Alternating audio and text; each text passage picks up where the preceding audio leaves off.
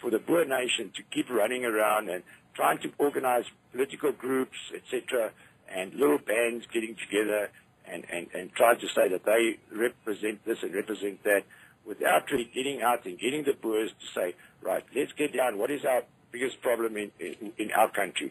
Because we don't have South Africa. It's never been our country. But from before 1994 up until 1961, it became the Republic of South Africa under Hendrik Verwoerd. Now, a lot of people will knock me for this, and I know it, and I was knocked last time I was on your radio station.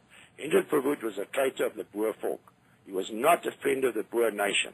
He was there to amalgamate everything in one under an economic sphere. Right? Hendrik Verwoerd did great damage to the Boer nation. He gave a false pretense that here is a republic so that the Boers could feel okay. It's the same with Milan. Milan was a traitor to the Boer nation. The Boers stood up by 500,000 when they had the OB, the Oslo Brandbach, or the Oxwagon band of people, that God, and in the 1940s to 48s. And when Milan came to power, him and Jan Smuts organized, and they broke this down to nothing, where the Boers would have had the Boer Republics soon after that.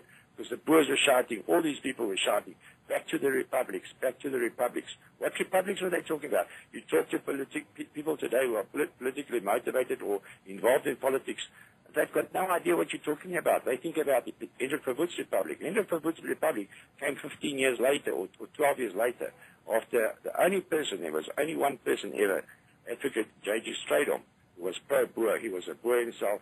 And we believe strongly that he was killed because when he started talking, when he became Prime Minister of the Union of South Africa, and they found out that he was starting to say, let's reinstate the Boer Republics.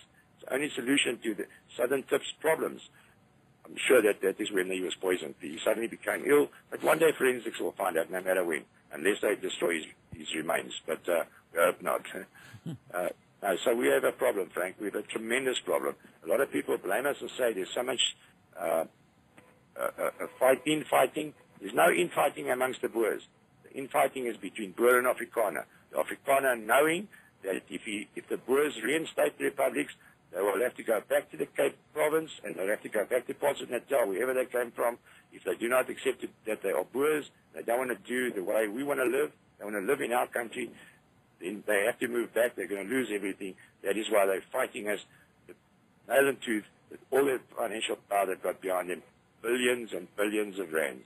Well, don't they see, though, that they're going to lose? Don't they see that they're going to lose what they have anyway? I mean, you have communists in the ANC who are eventually, look, the government over there is going to come to civil war. The communists cannot countenance private ownership of land. I mean, eventually you're going to have a civil war over there. You're going to have the Zulu are going to fight. So what are these people going to get? I mean, they're going to be caught in the middle. Frank, it happens all over the world, and we realize that in all over the world for many years, in the French Revolution, etc., those with the money are mostly normally, they become the liberals, in a sense.